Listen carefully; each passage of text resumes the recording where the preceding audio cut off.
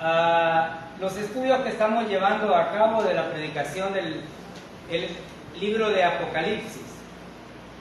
En el libro de Apocalipsis hemos visto 6 mensajes. 6 mensajes donde tenemos un factor común, como lo es Dios conoce nuestras obras. Algunas de esas obras son buenas, otras definitivamente son malas. Sin embargo, cuando Dios nos manifiesta a través de su palabra que conoce nuestras obras, nos está diciendo: yo estoy pendiente de ustedes, yo estoy con ustedes. Y aquí destacamos algo muy importante: Dios no conoce nuestras obras porque estas obras sirvan para beneficio de la salvación. Las obras no son para salvación. Las obras son porque ya somos salvos. Pero hemos recibido 7 mensajes. Uno de los mensajes fue a la iglesia de Éfeso. Y el Señor determina un problema en ello. Esta iglesia había perdido su primer amor. ¿Cuántos domingos han pasado y no habíamos tenido la iglesia llena? No sabemos cuáles son los motivos,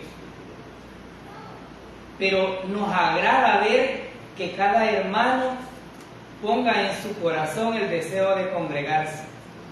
Nos sentimos alegres, y creo que si nosotros humanamente nos sentimos alegres, Dios está gozoso en el cielo.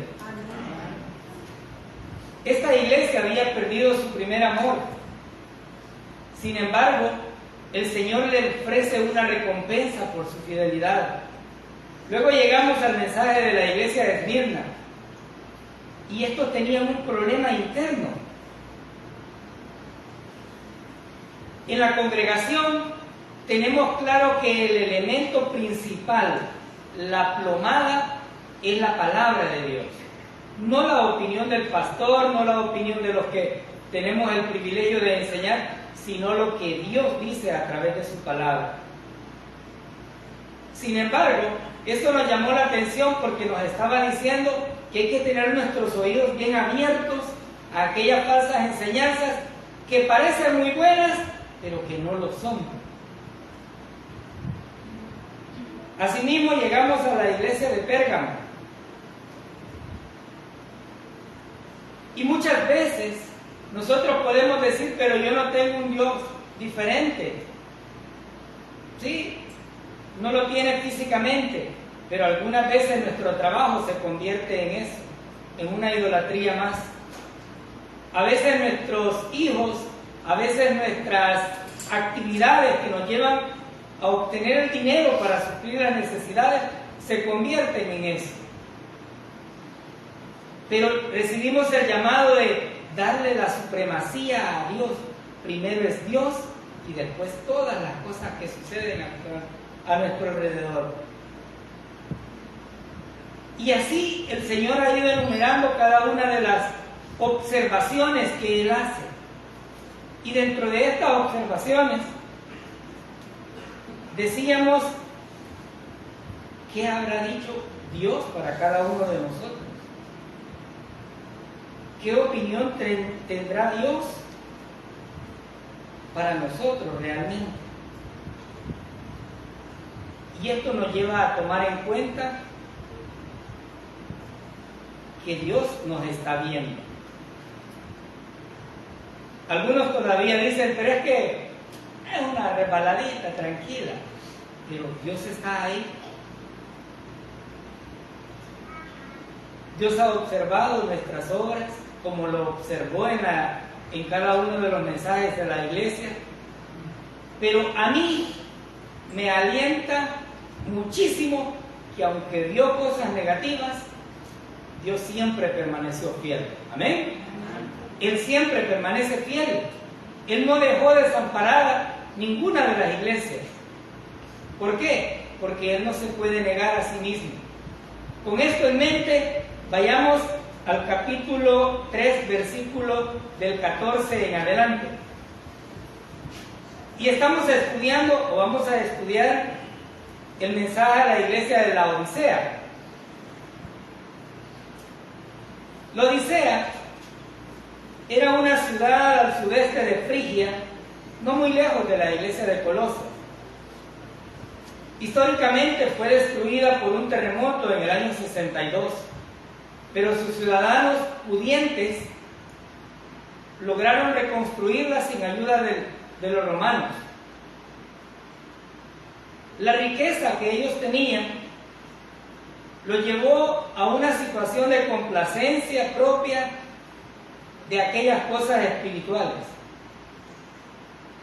Era una región muy rica.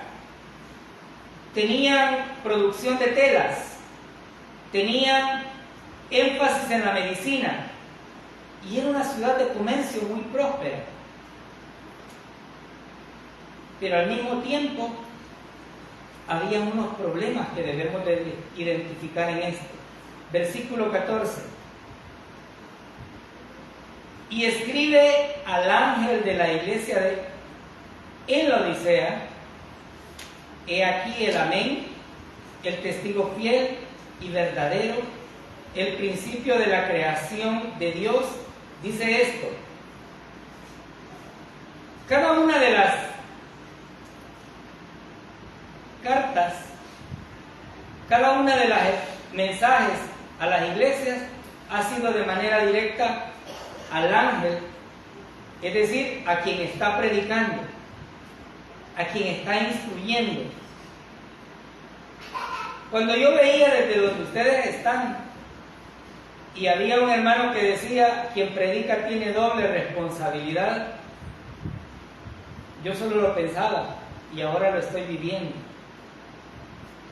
Estamos realmente doblemente comprometidos, porque usted tiene que juzgar las enseñanzas, pero lo tiene que hacer a la luz de la palabra.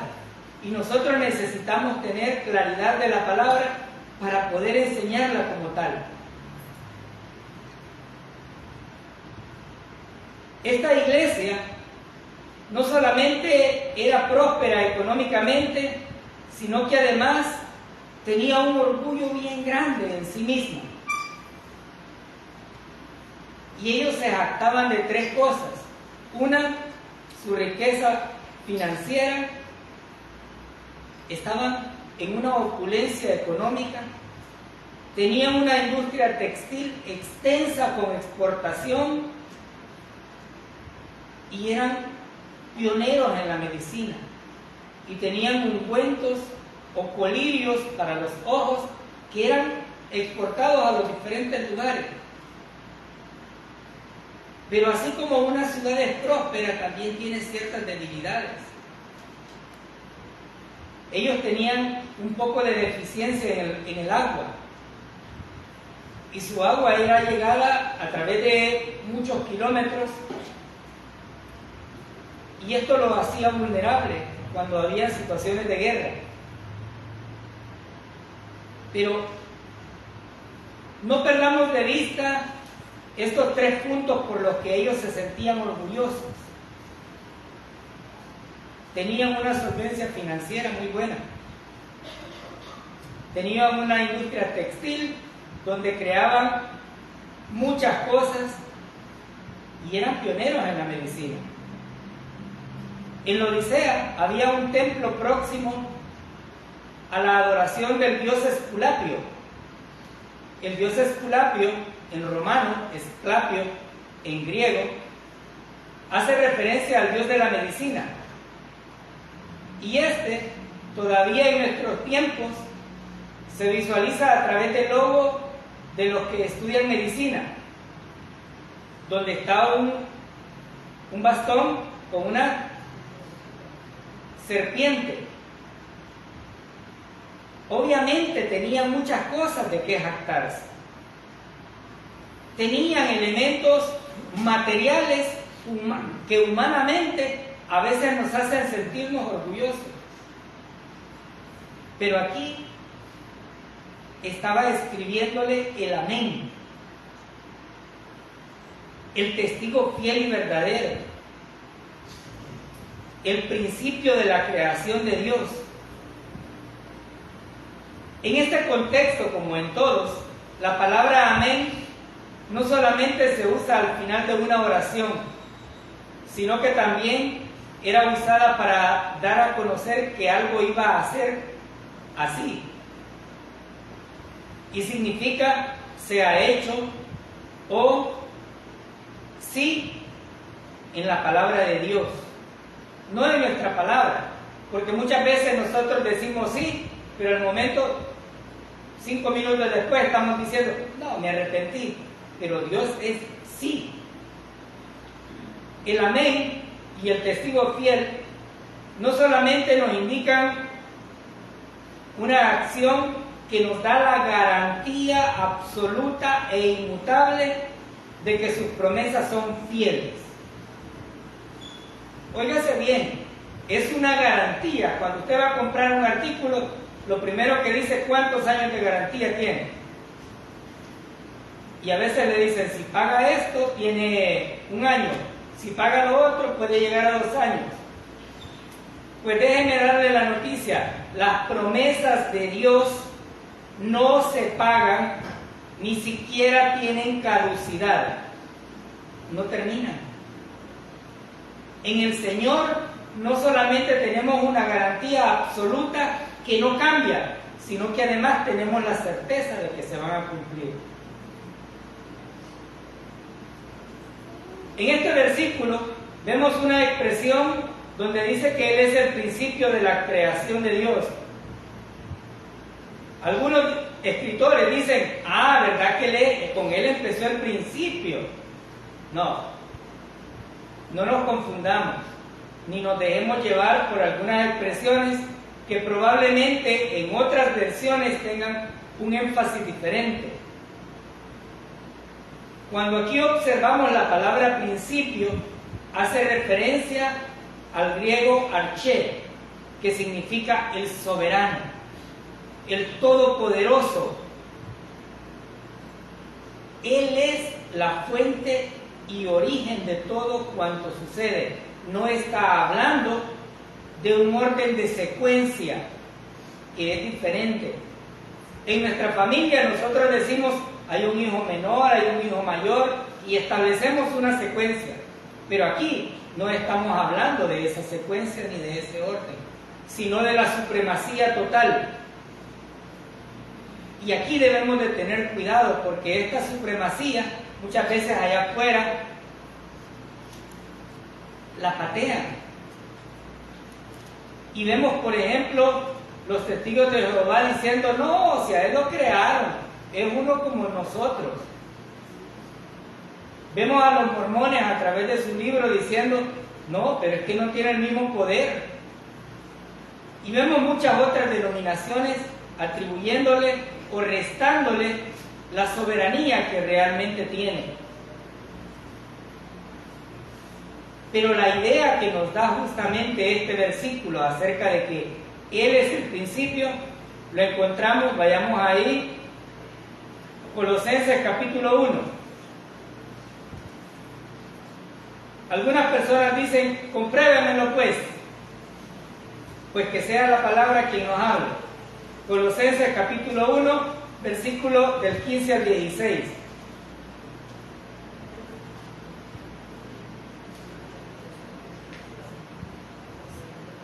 Dice la palabra, Él es la imagen del Dios invisible, el primogénito de toda la creación, porque en Él fueron creadas todas las cosas, las que hay en los cielos y las que hay en la tierra, visibles e invisibles, sean tronos, sean dominios, sean principados, sean potestades. Y concluye, todo fue creado por medio de Él y para Él. Gloria a Dios, hermanos, porque aquí la misma Biblia nos dice, no es orden de secuencia, nada tiene que ver esto. Nos está hablando de aquel a quien los apóstoles le dijeron, muéstranos al Padre. Y Él dijo, ¿cuánto tiempo he andado con ustedes y no me han visto? El principio del versículo dice, Él es la imagen del Dios invisible. Nadie de nosotros puede venir a decir, es que yo vi a Dios. No, Señor, no lo ha visto. Ni siquiera le hizo daño la comida. Lo que usted trata de hacer es desvirtuar la palabra. Pero sí entendemos que el amén, el testigo fiel, quien creó todo, es quien nos está hablando. Y la palabra de Dios nos dice al final de estos versículos, todo fue creado por medio de Él y para Él. Usted y yo no fuimos creados simplemente para tener la libertad de hacer cualquier cosa, no, sino para Dios. Muchas personas todavía no lo han entendido y dicen, yo soy libre, yo puedo hacer con mi vida lo que quiera. Momento. Va a haber un tiempo, y en el tiempo de Dios, que entonces nos van a pedir cuenta qué es lo que hemos hecho con nuestras vidas.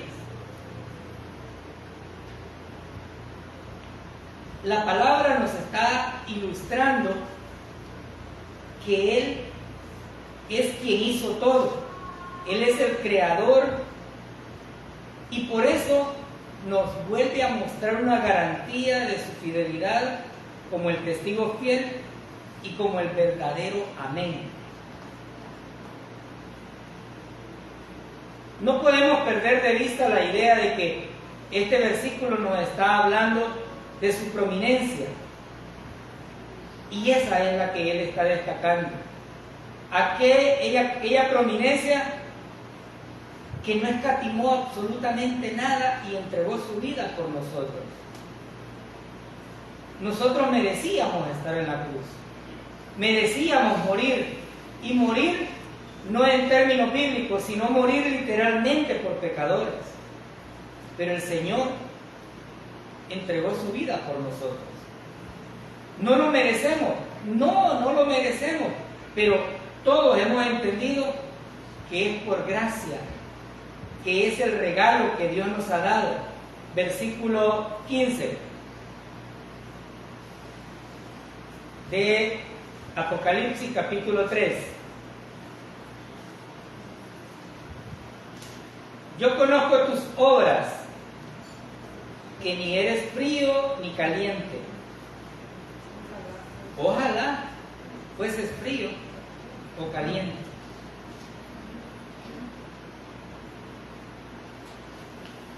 El conocimiento sobrenatural o la omnisciencia que Dios tiene penetra lo más profundo de nuestros corazones. Dios sabe qué clase de sentimiento, emoción y voluntad tenemos humanamente. Él lo conoce.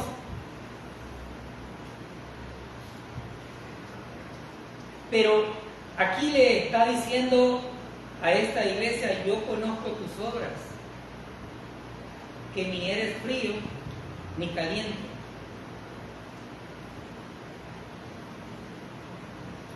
Y aquí hay un problema bien serio en esta descripción, porque había una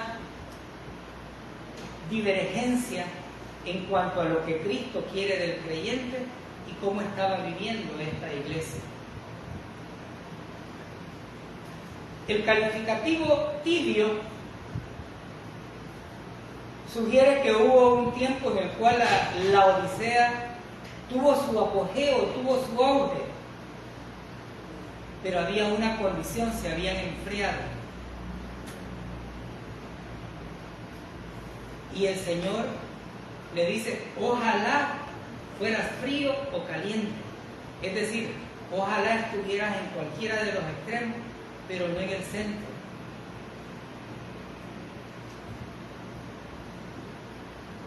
Muchos creyentes nos encontramos en alguna de esas condiciones. Recibimos nuestro primer amor y nos volvimos pasivos. Nos dijeron que la salvación era por gracia e hicimos de esa gracia un libertinaje. Nos invitaron a cada una de las actividades de la iglesia y nos volvimos indiferentes. Y el Señor ahora nos dice, ojalá fuera una sola cosa, pero no las dos, o no ninguna de las dos. El deseo de Dios para con sus iglesias es que sentemos una posición firme en Él. El hermano nos hacía la ilustración de cuán arduo trabajo hacen los edificadores de las construcciones para mantener firme una base. Pues el Señor está haciendo lo mismo.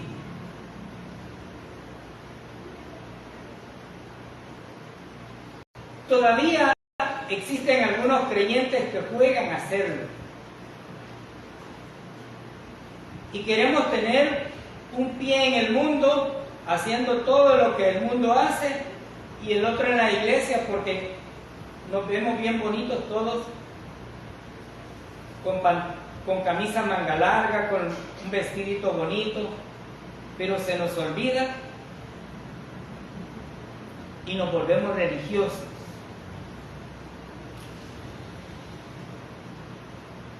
El Señor le está diciendo a esta iglesia, tienes un problema de religiosidad. El estado de seguridad que ellos tenían financieramente era engañoso y siempre ha sido engañoso. A veces creemos que con lo poquito que Dios nos provee como bendición, esto nos puede enaltecer y creernos la mamá de todos los pollitos. Pero el Señor ha tratado con aquellas personas desde siempre que ponen su corazón en las riquezas y se les olvida de dónde provienen. Siempre ha tratado así. Y lo vimos hace más o menos 22 años, cuando las Torres Gemelas cayeron. Todo el mundo creía que ese era el imperio que había.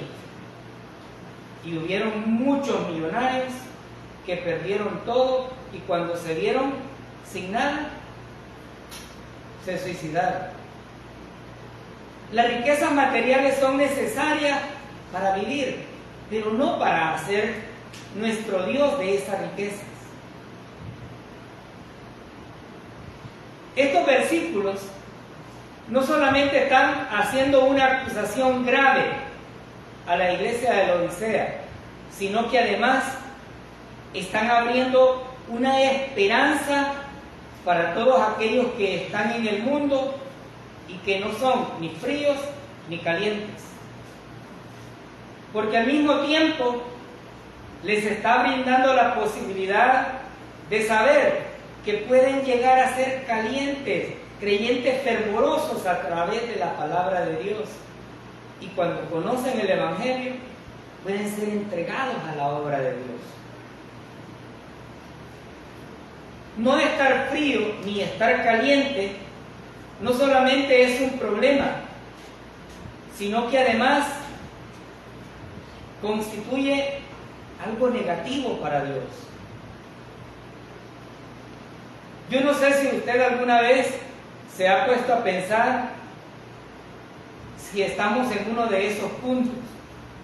Y digo, si usted individualmente, para poder ver si me inclino y me revuelco en el mundo como yo quiero, sabiendo que hay una consecuencia, o le sirvo a Dios sabiendo que hay un beneficio mayor e incalculable. Tenemos las dos opciones. El ser humano en ningún momento ha sido forzado a tomar una decisión con relación a Cristo. El Señor está hablando justamente de cuál es el problema que hay ahí. Sigamos viendo el siguiente versículo, versículo 16. Pero por cuanto eres tibio y no frío ni caliente, te vomitaré de mi boca. Estas palabras sugieren un rechazo o un disgusto extremo de esa tibieza y de esa falta de compromiso. Algunos decimos, ¿y vos sos creyente? Sí, yo soy creyente, pero así de vez en cuando voy a la iglesia. Pero yo te he visto ahí. Sí, es que me invitaron. Por eso, yo soy creyente cuando me invitan, pero cuando no. Hermanos, o somos fríos o somos calientes, pero no podemos ser las dos cosas.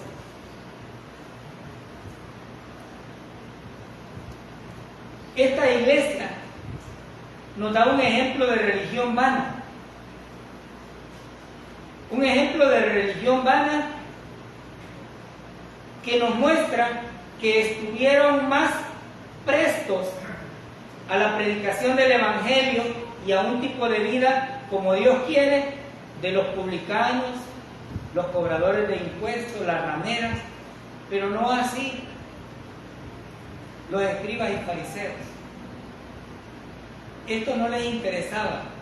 ¿Qué les interesaba? Una apariencia.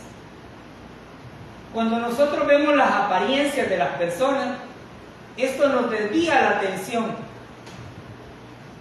Y por eso nosotros enfatizamos constantemente, no somos nosotros, no es nuestra apariencia, es lo que Dios quiere para tu vida, no lo que yo quiero.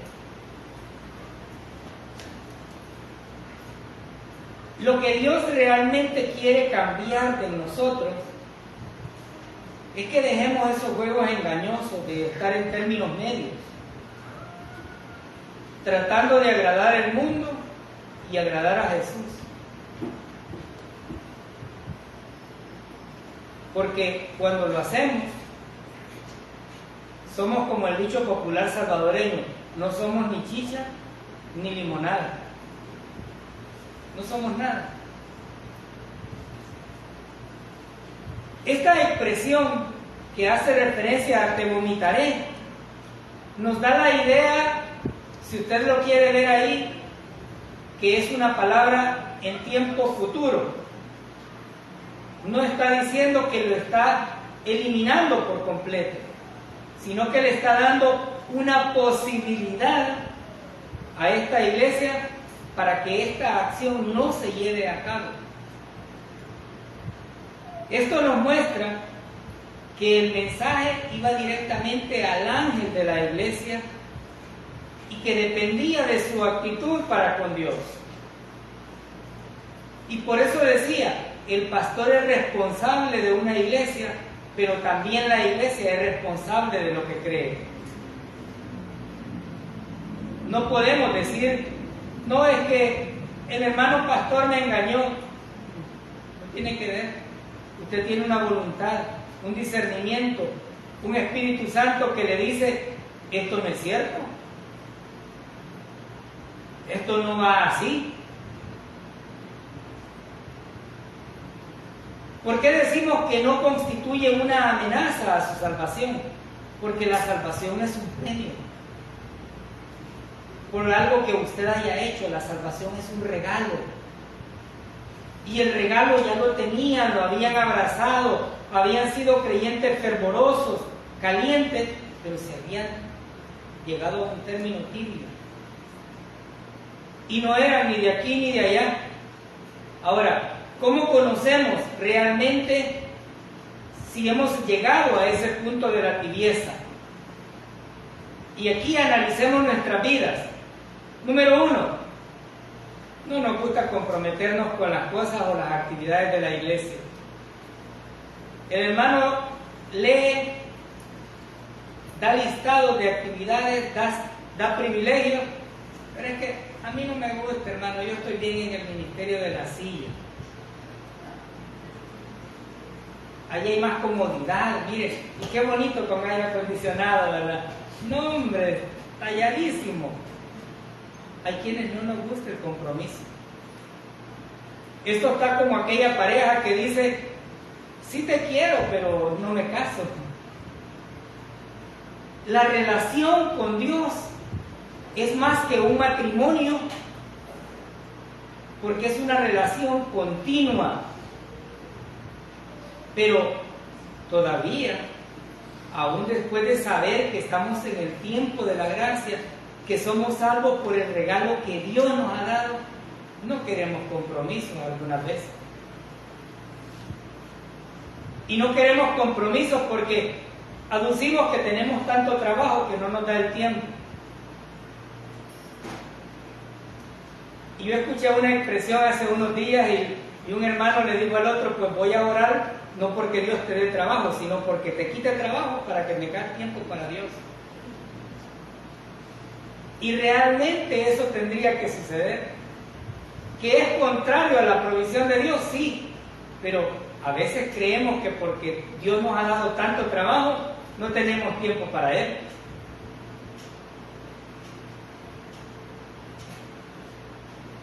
Segundo punto, no somos buenos para orar, hermano.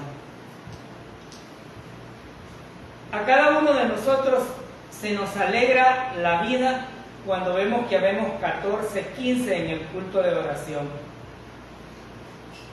Esto no significa que usted no puede venir, significa que usted no quiere venir. Usted me puede dar miles de argumentos, pero el hermano pastor dice, es el culto de los agradecidos. Y usted, no, pero hermano, yo le doy gracias a Dios porque amanecí hoy, porque comí, porque me bañé, porque me cambié, porque tengo esto, porque tengo lo otro. Pero ese es su testimonio. El testimonio público de los demás creyentes también debe estar alrededor de poder orar. Habemos algunos que no nos gusta decir cuál es el problema que tenemos porque creemos que allá se van a andar divulgando todas las enfermedades de las cuales carecemos. Pero venimos a darle gracias a Dios por un día más, por el privilegio que nos da de sentir el gozo de la salvación. Si usted no quiere contar su enfermedad, no la cuente. Hable con Dios, pero sea agradecido.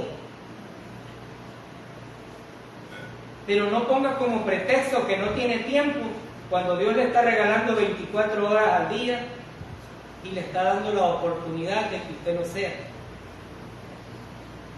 Número 3. No le gusta congregarse mucho. Ay, hermano, es que viera, es que es más bonito los domingos. Solo los domingos. Y muchos nos volvemos domingueros. Y esperamos incluso a veces el sonido de... No, hermano. Dios no le va a hablar a través de las campanas de la iglesia. Dios ya le habló y le dice a través de su palabra, no dejando de congregarse como algunos tenemos por costumbre. Comodidad, hay muchas.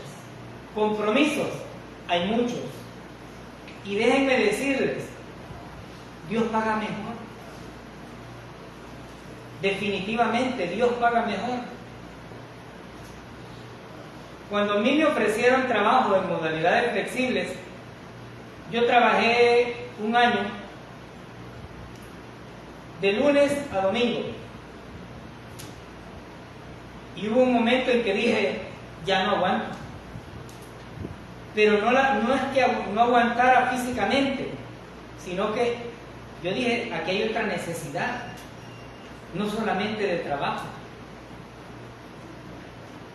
Y renuncié al domingo y me decían, pero va a ganar más. Sí, pero yo no tengo tranquilidad. Y lo renuncié. Económicamente me pudo haber hecho falta el dinero, pero no fue necesario seguirme sacrificando. Y entendí que Dios paga bien. Él no se queda con nada. Muchos no nos gusta congregarnos. Y algunas veces nos llaman hasta religiosos, fariseos, hipócritas, porque pasamos más como ratones de iglesia. Pero esto no es porque lo seamos, sino porque hemos entendido, como David dijo, mejor es un día en tu casa que 1000 fuera de ellos. Venir a la congregación no es solamente volvernos a ver, es edificarnos a través de la palabra. Vamos con 3 puntos, yo no sé cuántos de ellos nos dan positivo. Punto 4, no nos gusta llegar temprano al culto. Ay, es que el COVID nos dejó mal acostumbrados, hermanos, que ya ni la mano nos queremos dar. Peligroso me contagie. ¿Dónde está su Dios? Que no es el Dios todopoderoso, el médico de médicos, el que tiene su vida en su mano y de ahí nada ni nadie creado le puede sacar.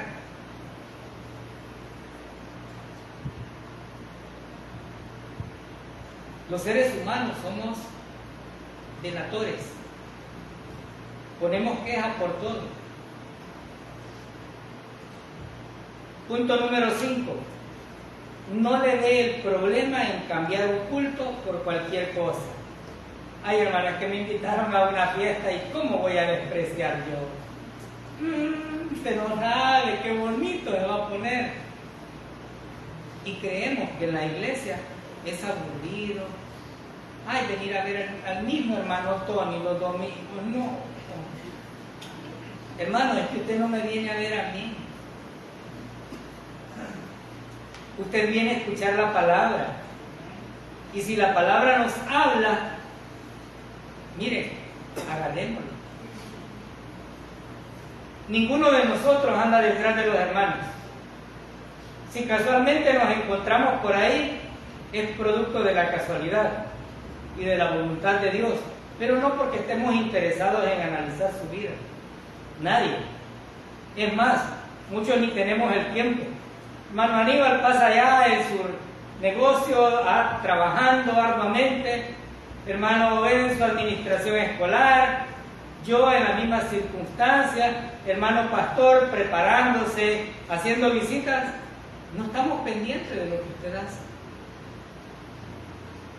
Pero Dios sí conoce cuáles son las cosas que hace. Si por lo menos 3 de estos 5 elementos tenemos, Dios nos está diciendo ahora, decídete y deja de ser frío o tibio. No te quedes en ese punto. El vómito es una asquerosidad. Cuando nosotros lo vemos y vamos en algún medio y decimos, uy, qué feo, ¿verdad? Ahora imaginemos si nos vomitaran a nosotros.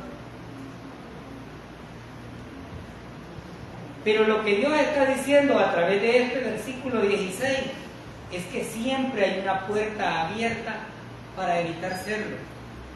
Dios siempre nos advierte y yo le doy la honra y la gloria a Él, porque eso me dice que yo he sido advertido antes de decidir algo.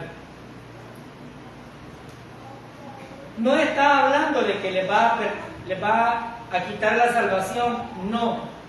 Quítese la idea que cuando usted tiene una reconversión, tiene una exhortación de parte de Dios, es porque ya perdió la salvación.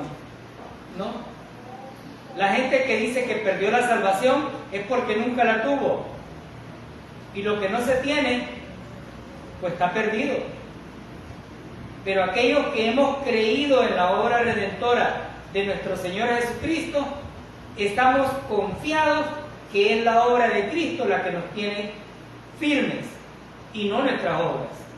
Versículo 17.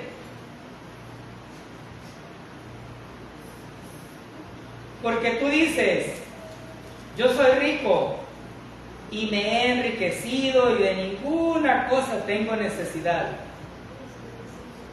Y no sabes que tú eres un desventurado, miserable, pobre, ciego y desnudo.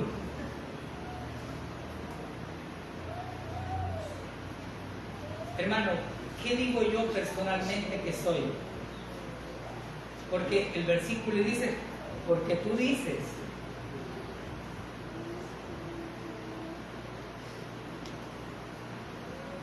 ¿Qué opinión tenemos de nosotros mismos? ¿Nos creemos la última Coca-Cola en el desierto? Sin mí la iglesia no se moviera. No, Señor, Dios no lo ocupa a usted. Usted necesita de Dios. Sin mí, que se pierda mi presencia. Perdóneme. Aquí venimos para tener la comunión entre hermanos, pero para glorificar a Dios, no para glorificarnos a nosotros mismos. La Odisea dijo, yo soy rico. Y déjenme decirles, hermanos, que esta iglesia tenía una autoestima bien elevada. Tenían una vanagloria increíble que nosotros podemos concluir que se llama orgullo. ¿Viste? No me dio la mano a saber qué se cree. Y dice que va a la iglesia. Expresiones como estas nos llevan a situarnos en un punto de orgullo. Y el Señor no le agrada el orgullo. Ellos dijeron, yo soy rico. Y esto nos lleva a una declaración de autosuficiencia. Una persona puede ser económicamente adinerado. El dinero puede trabajar para él y situarse dentro de la categoría de rico económicamente, pero ni aun con toda su riqueza podrá tener la salvación si no es a través de la gracia y la misericordia de Dios. Esta iglesia tenía riqueza material y creían que eso era la autosuficiencia completa. Pero además de eso dice, me he enriquecido bajo mis propios esfuerzos. Y aquí hay otro problema, no necesito de nadie.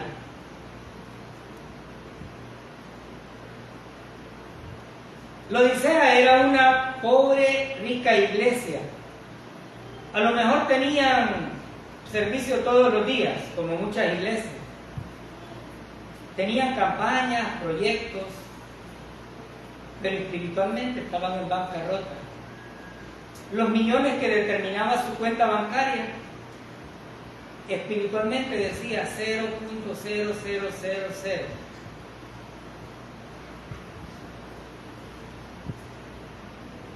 Cuando un ser humano o una congregación llega a una pobreza espiritual, su mismo problema no le permite ver más allá de lo que realmente sucede. Ellos veían en su dinero, en su posibilidad, su condición y su posición.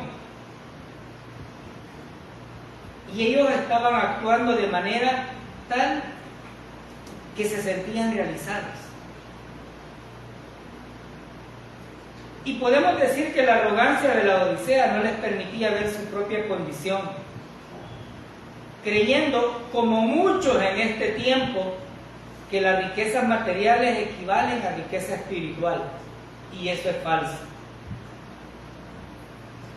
Y es tan falso como aquellos que siguen a los del Evangelio de la Prosperidad. Mi Señor, que es el modelo al cual seguimos, su palabra dice que no tenía ni dónde poner su cabeza, pero es el dueño de todo el mundo. El ser humano, en su afán por crear y tener más dinero, pierde la visión. Dios no nos mandó a ninguno de nosotros a ser ricos, a ninguno, pero sí nos mandó a hacer riquezas en el cielo. Y esas son diferentes, esas no perecen. Esto contrasta justamente con lo que ellos creían ser. Pero lo que yo digo es una cosa y lo que Dios dice de mí es otra. Parte B de ese versículo. Y no sabes que tú eres un desventurado, miserable, pobre, ciego y desnudo.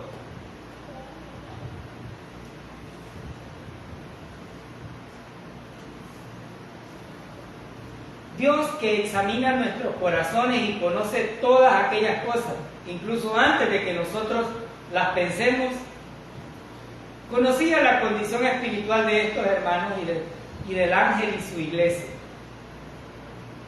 Y les dijo, desventurados. Pero los volvió a ver otra vez y les dijo, miserable, eres digno de lástima. Y no se quedó ahí, sino que además los volvió a ver y les dijo, son pobres. Volvió a mirar y les dijo, son ciegos. Y en última les dijo, están desnudos. Este fue un golpe fuerte a la iglesia. Primero, porque tenían opulencia económica y les llama pobres. Eran el énfasis en la medicina y estaban ciegos. Tenían exportaciones de diversas telas, pero estaban desnudos. Lo que significa que su riqueza no era solamente eso. No era lo que Dios estaba viendo, sino su condición humana con relación a Dios. Podemos decir que su ceguera espiritual no les permitía ver nada. Como muchos allá afuera siguen diciendo, pero yo hago buenas obras. Qué bueno. El aplauso de la gente que ve sus obras es su recompensa. Pero ninguna de esas obras les sirve para llegar a la salvación. El Señor les dice, ustedes realmente tienen un problema. Y este problema, hermanos, lo podemos ver en nuestro tiempo con la iglesia moderna. Hay muchas personas las cuales se deleitan en aquello que el ojo natural puede ver, pero no se conmueven por el Evangelio. Hay muchas personas a las cuales usted llega ofreciéndoles el regalo de la salvación, pero creen que por su condición económica no lo necesitan. Yo no necesito a Dios, pues sí. Y hay algunos que dicen, sí, yo lo necesito, pero en otro momento será. Muchos no queremos ver más allá de lo que nuestros ojos pueden percibir. Las riquezas espirituales no se ven.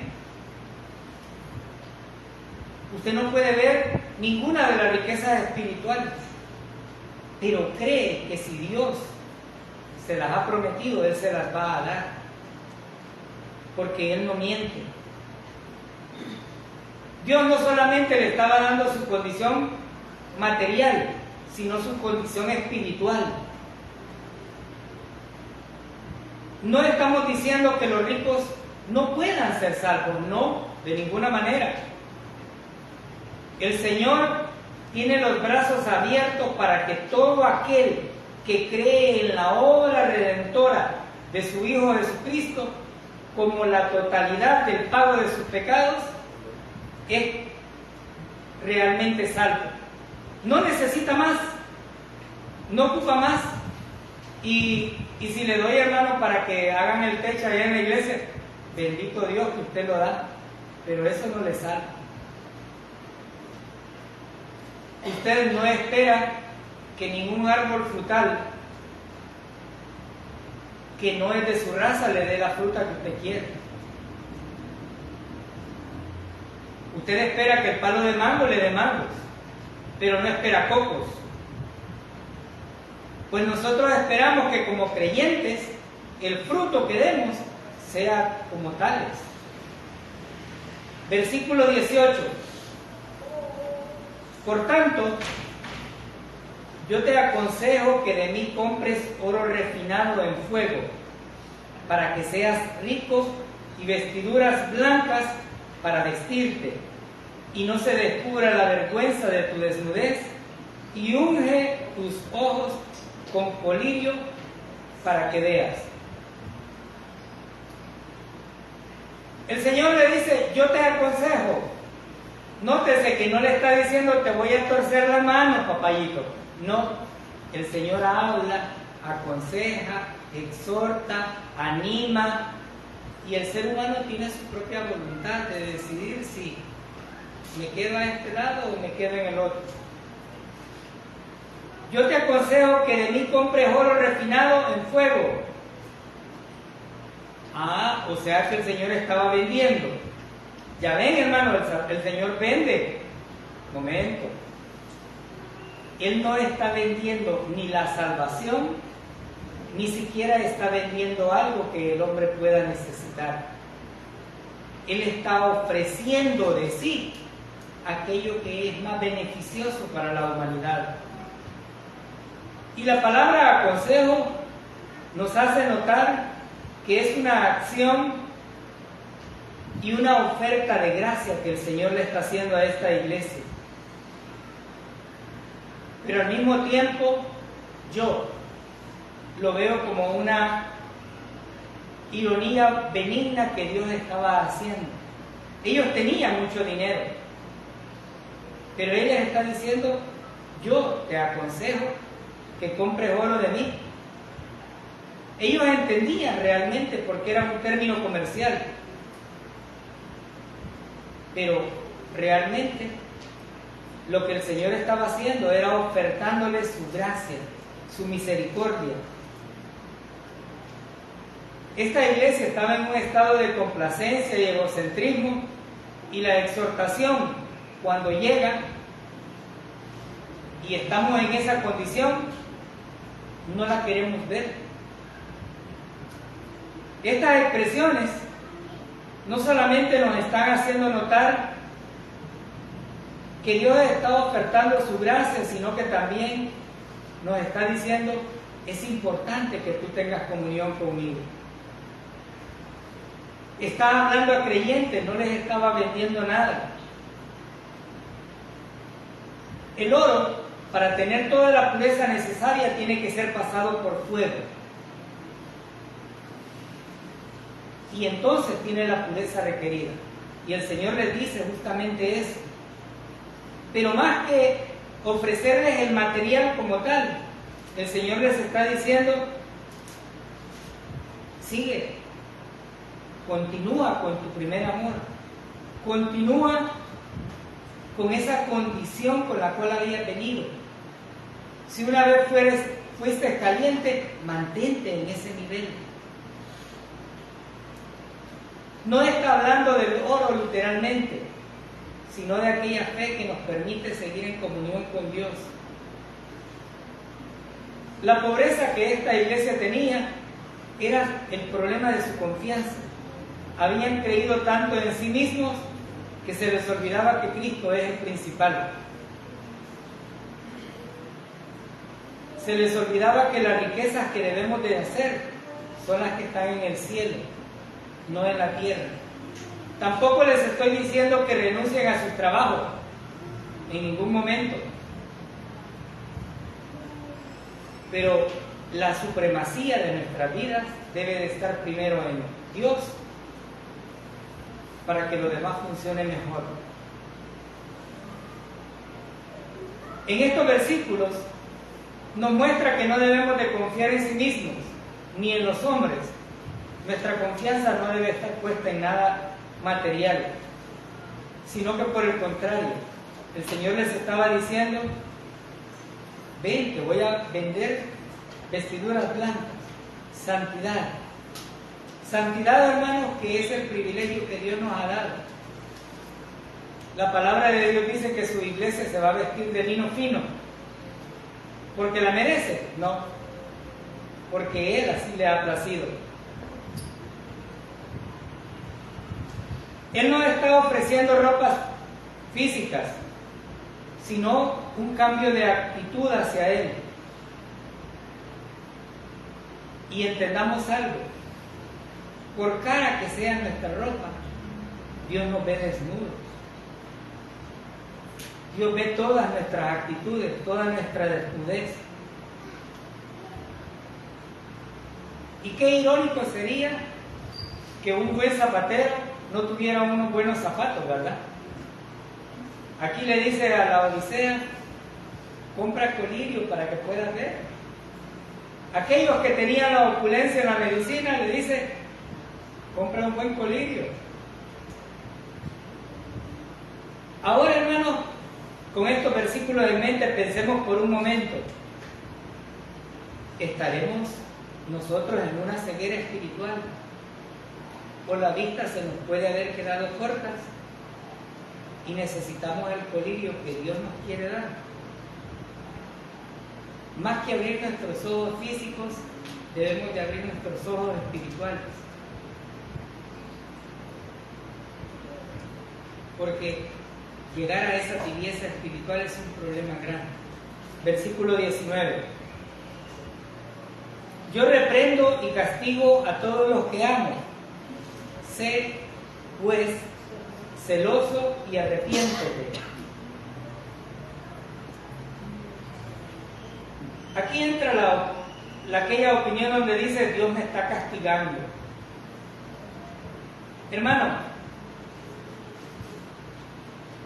cualquier circunstancia que el creyente esté pasando no es un castigo, es una disciplina. Hay disciplinas muy difíciles, súper difíciles.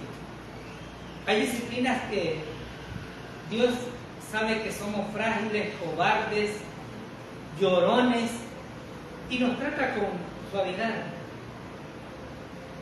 Pero hay otros a los cuales resisten más y los trata más fuertemente. El Señor no castiga a nadie, pero todo aquel que ha confiado en su obra redentora y es hijo, recibe disciplina. Y la palabra dice, ¿qué padre es el que no disciplina a sus hijos y los deja al albedrío? Dios está tratando con esta iglesia y por eso dije al inicio, eran salvos y los estaba disciplinando. Y algunas veces esa disciplina es necesaria en nuestras vidas. Cuando tenemos ese concepto de autosuficiencia, necesitamos una buena nalgada para que entendamos que no lo somos, que dependemos de un Dios todopoderoso. Pero le dice una expresión, arrepiéntete, es decir, cambia tu manera de pensar. Mira qué es lo que estás haciendo y vuélvete justamente a tener esa amor ardiente o esa pasión por Cristo. Pero también le dice en el versículo 20, he aquí, yo estoy a la puerta y llamo.